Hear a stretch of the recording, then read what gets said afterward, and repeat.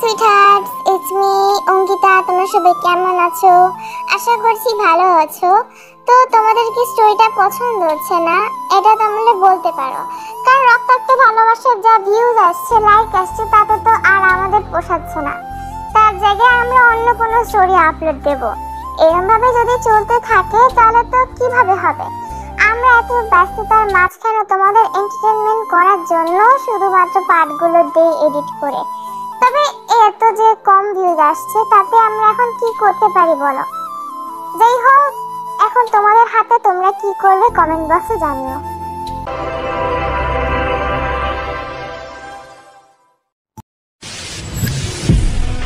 I'm fucked up, I'm black and blue, I'm built for all the abuse. I got secrets that nobody knows.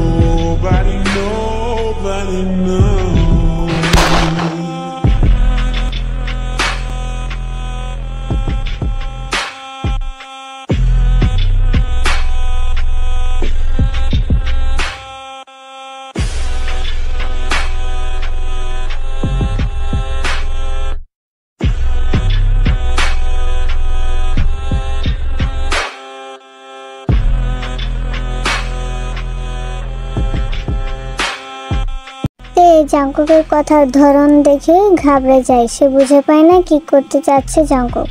আমাকে কোথায় নিয়ে যাচ্ছেন আপনি? জাঙ্কুকদের কথার কোনো জবাব দেয় না, বরং বাঁকা হেসে আবারও ড্রাইভ করতে থাকে। হুট করে জাঙ্কুকের গাড়ি এসে থামে একটা পুরনো রাজপ্রাসাদের সামনে। সে অবাক হয়ে শুধু তাকিয়ে আছে। এরই মধ্যে ভিতর থেকে কয়েকজন গার্ড এসে গাড়ির ডোর খুলে দেয়। জাঙ্কুক বের হয়ে আসে এবং তেকে নিয়ে ভিতরে চলে যায়। তারা একটা অন্ধকার রুমে চলে যায়। চারিপাশে অন্ধকারের জন্য কিছুই দেখা যাচ্ছে না। হঠাৎ করে আলো জ্বলে ওঠে। সামনে তে দুজন ব্যক্তিকে দেখতে পায়। তে তাদের দিকে ভালোভাবে তাকাতেই সে চিৎকার করে ওঠে, জাঙ্কুক, প্লিজ ওদেরকে এখান থেকে সরান। আমি সহ্য করতে পারছি না, কি বিভৎস চেহারা। প্লিজ ওদেরকে সরান, আমার ভয় লাগছে। রিল্যাক্স সুইটহার্ট, ওরা তোমার খুব পরিচিত, ভালো করে দেখো। না না, আমি ওদেরকে চিনি না, প্লিজ ওদেরকে এখান থেকে সরান, প্লিজ জাঙ্কুক। ওরা হচ্ছে ওই কালপ্রিট যারা আমার কাছ থেকে আপনাকে কেড়ে নিয়েছিল। আর ওদের মুখের দিকে ভালোভাবে তাকায়, দেখে মুখের পুরো চামড়া ঝলসানো, জায়গা জায়গা থেকে চামড়া উঠে গিয়েছে। চোখগুলো যেন কোটরের ভিতর থেকে বের হয়ে আসবে। তাদের দেখে বোঝা যাচ্ছে অনেকদিন ধরে অনাহারে রাখা হয়েছে। তারা আর কেউ না, তারা হচ্ছে জেনেলিসা। নিজের হাতে শক্ত কিছু অনুভব করতে তাকায় তার হাতে, দেখে গান, আর জাঙ্কুক বাঁকা হেসে দাঁড়িয়ে আছে। Sweetheart, shoot right now. জাঙ্কুকের কথা শুনে তে একদম স্তব্ধ হয়ে রয়েছে। তারপর সে মাথা নাড়াতে নাড়াতে বলল, না না জাঙ্কুক, আমি পারবো না, প্লিজ আপনি এমনটা করবেন না। ওদের অনেক শাস্তি হয়েছে, আমি চাই না আর কিছু করুক। প্লিজ ওদেরকে ছেড়ে দিন, আমি পারবো না ওদেরকে খুন করতে। বেবি জান, এত ভীত হলে চলে নাকি? লোকে তো হাসাহাসি করবে।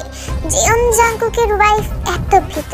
জাঙ্কুক এবার তের হাতের উপর হাত রাখে আর টিগারের উপর হালকা চেপে ধরে। প্লিজ জাঙ্কুক, বোঝার চেষ্টা করুন, আমার দ্বারা সম্ভব। জাঙ্কুক দেখে লিপকিস করতে থাকে আর হঠাৎ ট্রিগারে চাপ পড়ে। তে যখন বুঝতে পারে, জাঙ্কুকের কাছ থেকে নিজেকে ছাড়ানোর চেষ্টা করে, কিন্তু জাঙ্কুক না ছেড়ে আরেকটা গুলি তাদের মাথার বরাবর ছুঁড়ে মারে। তে সামনে তাকিয়ে দেখে দুটি মেয়ের নিথর দেহ পড়ে আছে। তে কান্না করে দেয়, আহ বেবি জান, আর একটা কান্নার শব্দ যেন আপনার মুখ থেকে না বের হয়, এই আমি বলে দিলাম। আপনি এটা কি করলেন? কেন এমনটা করলেন? ওদের তো যথেষ্ট শাস্তি হয়েছিল, তাহলে কেন ওদেরকে মেরে ফেললেন? ওরা ওদের পাপের শাস্তি পেয়েছে, যে আমার কাছ থেকে আপনাকে ছিনিয়ে নেওয়ার চেষ্টা করেছে, তার পরিণতি এমনই হবে। তাহলে আমাকে দিয়ে কেন খুন করালেন? আপনি নিজেই তো খুন করতে পারতেন। আমি খুনি হয়ে বাঁচতে চাই না। আমি নিজের হাতে ওদেরকে খুন করেছি। আমি মরে যেতে চাই। আপনি আমাকে মেরে ফেলুন প্লিজ। কারণ আমি চাই তারা যেন তোমার হাতে শাস্তি পাক। আর তাও আজকে আজকে যে হাতেই শাস্তিটা পেতেই হলো ওদের। তে আর কোনো কথা বলে না। জঙ্কুক তেকে এক টানে কোলে তুলে নেয় আর গার্ডদের ইশারা করে। তে একদম চুপচাপ হয়ে গেছে। জঙ্কুক গাড়িতে বসে ড্রাইভ করছে। জঙ্কুক এক হাত দিয়ে ড্রাইভ করছে আর আরেক হাত দিয়ে তেকে শক্ত করে নিজের কোলে বসিয়ে রেখেছে। তেও জঙ্কুকের বুকে মাথা রেখে শুয়ে আছে। জঙ্কুক একটু পর তের মুখের দিকে মলিন হেসে বলে, চান এমন মন খারাপ করলে থাকলে আমার ভালো লাগে না। তো প্লিজ এইসব ঘটনা ভুলে যান, আমরা আবার নতুন করে শুরু করব, ঠিক আছে? কিছুক্ষণ পর তারা জিওন ম্যানশনে পৌঁছে যায়। জঙ্কুক তেকে অনেক বুঝিয়ে বাজিয়ে শান্ত করে যে জেনি একজন মেয়ে পাচারকারী ছিল। তে তাকে খুন করে অনেকগুলো নিষ্পাপ প্রাণ বাঁচিয়ে নিয়েছে। তে এবার আর কিছু বলে না। জঙ্কুক তের মন ভালো করার জন্য একটা পার্ক বুক করে নেয়, শুধু তের জন্য। পরের দিন তারা ওই পার্কে ঘুরতে যায়। তে আজ কতদিন পর মন খুলে হাসছে। জঙ্কুক অপলক দৃষ্টি দিয়ে তাকিয়ে আছে তার বিবি জানের দিকে। আহা, কি মায়াবী তার চেহারা।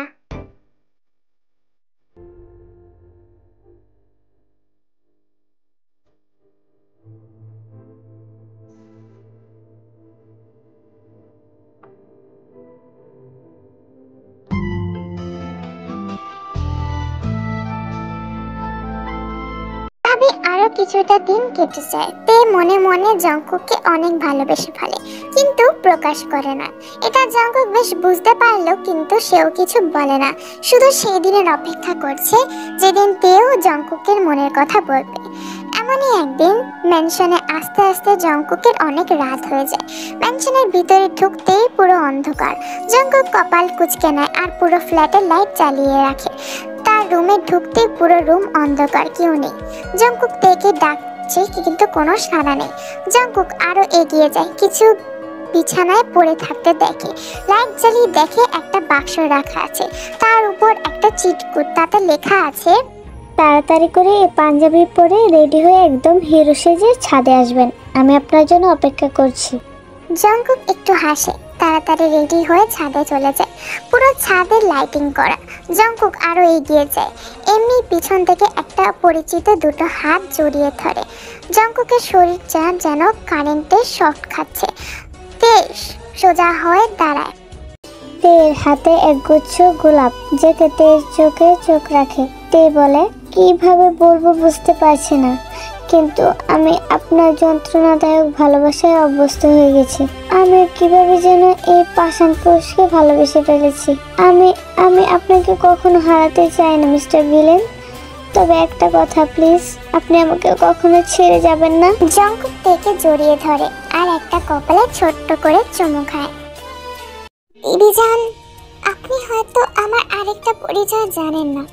আমি লুকিয়ে চুরিয়ে কোনো কাজ পছন্দ করি না, তাই আজকে সরাসরি বলছি, আমি মানুষ না, আমি একজন ভ্যাম্পায়ার। এই বলে তের দিকে তাকায়। তের ভাবভঙ্গি এমন যেন সে আগে থেকে জানতো এই কথাটা। কি হলো, এবার নিশ্চয় ছেড়ে যাবে? চুপ আছো যে? কে বলেছে আপনাকে আমি ছেড়ে যাব? আমি তো জানতামই আপনি একজন ভ্যাম্পায়ার, তবুও আমি আপনাকে ভালোবেসে ফেলেছি।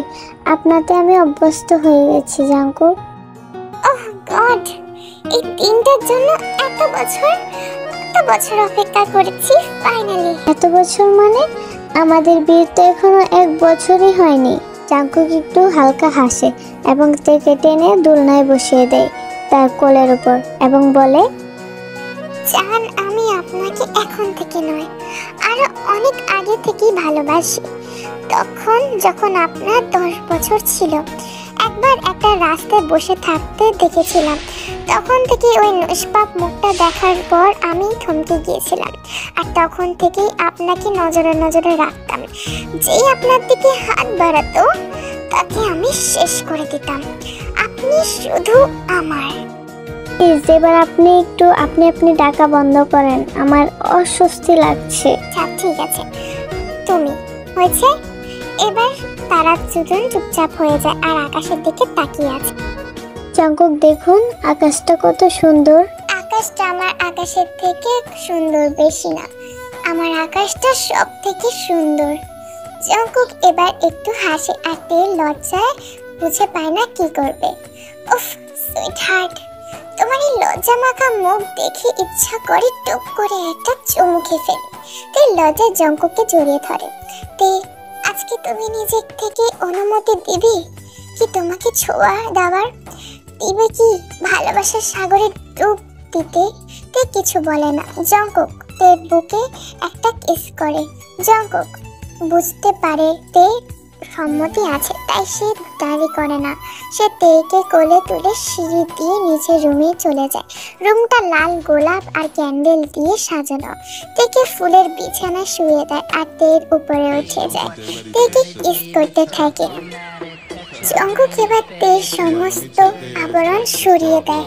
তের মাথা থেকে পা অব্দি চুম্বনে ভরে দিতে থাকে, আদর করতে থাকে।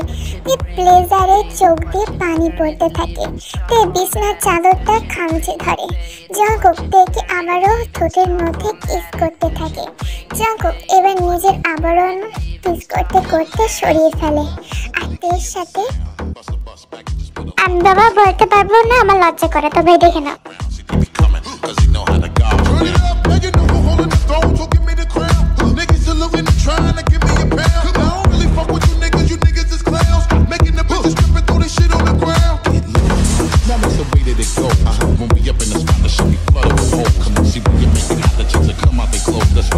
জঙ্কুক আসতে প্লিজ, জঙ্কুক জঙ্কুক ছেড়ে দাও আমাকে, আমার লাগছে।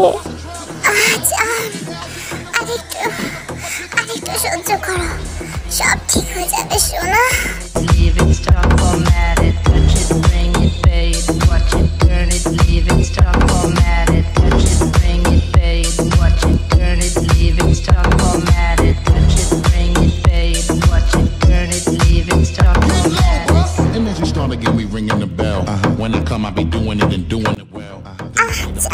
তুমি এত হট কেন? তোমাকে দেখলে আমি সহ্য করতে পারি না। এতদিন কিভাবে যে তোমার থেকে দূরে ছিলাম আমি নিজেও জানি না। জান, আজকে মনে হয় না তোমাকে এত সহজে ছাড়তে পারবো। জান